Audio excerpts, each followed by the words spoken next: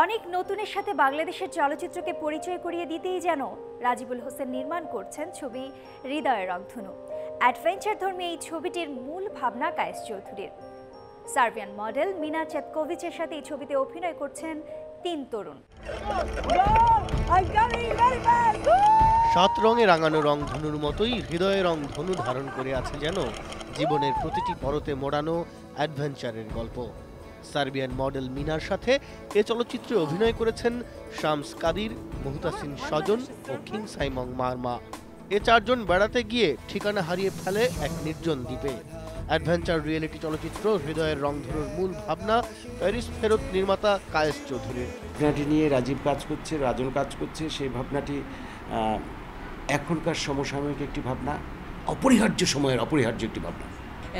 আমরা মনে করছি যে এই ছবিটি আন্তর্জাতিকভাবে বাংলাদেশকে রিপ্রেজেন্ট করবে as a positive adventurous country হিসেবে।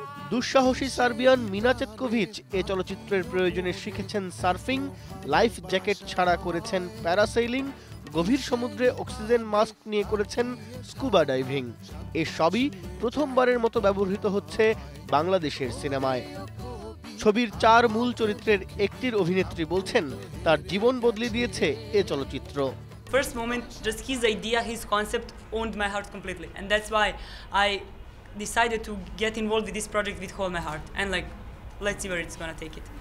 রাজিবুল হোসেনের এ চলচ্চিত্র নির্মিত হচ্ছে রীতিমতো জরিপ করে 15 থেকে 30 বছর বয়সী দর্শকদের টার্গেট করে, যারা পছন্দ করেন অ্যাডভেঞ্চার, যারা মনে লালন করেন একটি মিশ্র আধুনিক সংস্কৃতি। কেউ যদি নতুন বাংলাদেশ দেখতে চায়, নতুন করে কেউ যদি বন্ধুত্বকে নতুন করে জানতে চায়, তাহলে অবশ্যই তাকে এই সিনেমাটা দেখতে হবে।